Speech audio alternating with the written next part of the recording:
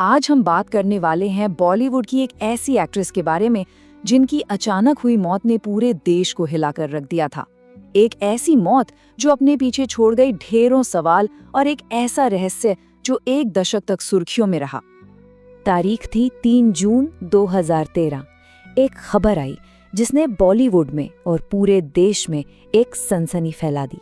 एक उभरती हुई अदाकारा अपने मुंबई के घर में मृत पाई गई थी और उनकी उम्र महज 25 साल। इतनी छोटी सी उम्र में एक टैलेंटेड स्टार का इस तरह दुनिया से चले जाना वाकई इस खबर को और भी ज्यादा दुखद बना देता है। ये कुछ शब्द इस पूरे केस की कहानी बयां करते हैं। एक ढलता करियर, एक मुश्किलों भरा रिश्ता, एक खत और इंसाफ के लिए लड़ी गई एक बहुत लंबी लड़ाई। चलिए इसी कहानी की परतों को खोलते हैं। देखिए, ऑफिशियल वजह तो आत्महत्या बताई गई, पर कहानी यहीं खत्म नहीं हुई। असल में ये तो कहानी की बस शुरुआत थी। यहीं से वो सवाल उठे जिसने इस केस को सालों तक उलझाए रखा। तो इस केस की गहराइयों में जाने से पहले थोड़ा पीछे चलते हैं। ये जानने की कोशिश करते हैं कि आखिर ये स्टार जिया खान, जिनका असली नाम नफीसा था, असल में थी कौन। उनका जन्म न्यूयॉर्क में हुआ था। कहते हैं कि सिर्फ 6 साल की उम्र में उन्होंने फिल्म रंगीला देखी और बस तभी ठान लिया कि उन्हें एक्ट्रेस बनना है। एक छोटा सा सपना जिसने उन्हें बॉलीवुड तक खींच लाया। और वो सिर्फ एक एक्ट्रेस नहीं थी, उनके अंदर टैलेंट का भंडार था, आप कह सकते हैं। वो एक ट्रेंड ओपेरा सिंगर थीं, एक प्रोफेशनल डांसर थीं, कविताएं लिखती थीं, पियानो बजाती थीं और तो और म्यूजिक भी कंपोज करती थीं। मतलब एक बेहद मल्टी टैलेंटेड पर्सनैलिटी। लेकिन उनकी जिंदगी हमेशा आसान नहीं रही। बचपन काफी मुश्किलों में गुजरा। पिता के छोड़ जाने से लेकर बेघर होने तक उन्होंने और उनके परिवार ने बहुत कुछ झेला। और शायद यही वजह थी कि वो अपनी माँ और बहनों के बहुत करीब थीं। तो अब जरा उनके बॉलीवुड के सफर पर एक नजर डालते हैं। एक ऐसा सफर जिसमें जबरदस्त कामयाबी भी थी और बड़ी चुनौतियां भी। सोचिए, 18 साल की उम्र में अमिताभ बच्चन के साथ डेब्यू, फिर आमिर खान के साथ गजनी जैसी ब्लॉकबस्टर।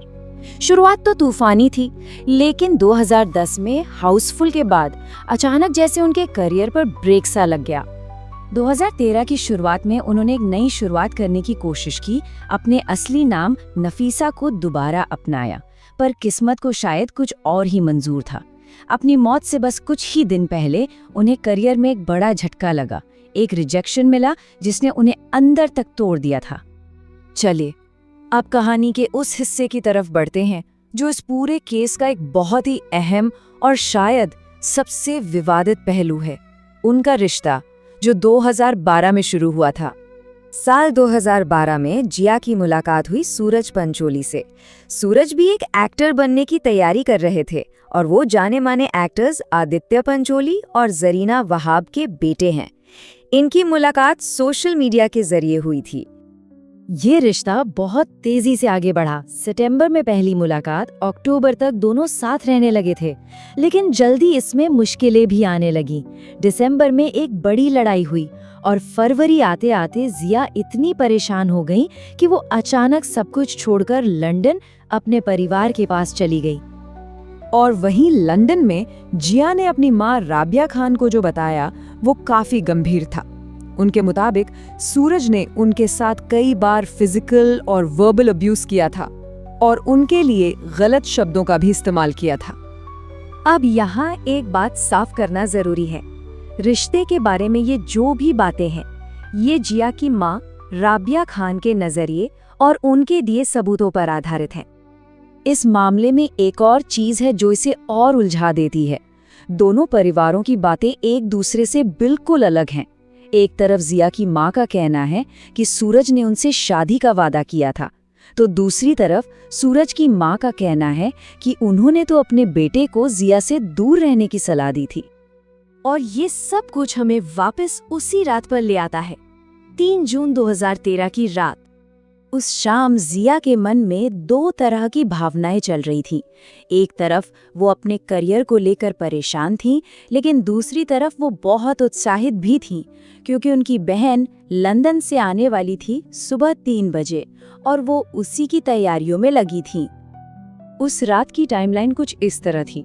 9:15 बजे जिया और उनकी माँ घर से अलग अलग निकली।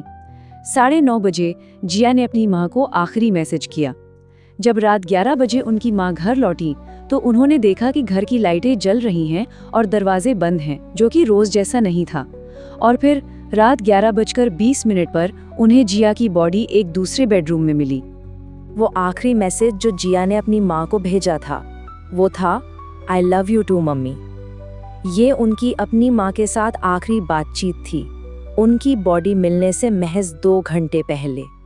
तो ये सारी बातें जानने के बाद आखिर ये केस हमें किस मोड़ पर लाकर खड़ा करता है? एक 25 साल की टैलेंटेड आर्टिस्ट करियर में मुश्किलों का सामना कर रही थी, एक ऐसे रिश्ते में थी जिस पर गंभीर आरोप लगे और फिर एक दिन वो अपने ही घर में मृत पाई जाती है। ये वो फैक्ट्स हैं जो इस पूरे रहस्य की बुनियाद हैं। और अंत में हम उसी एक सवाल के साथ रह जाते हैं जो आज भी जिया खान केस के इर्द गिर्द घूमता है। ये एक आत्महत्या थी या फिर एक साजिश?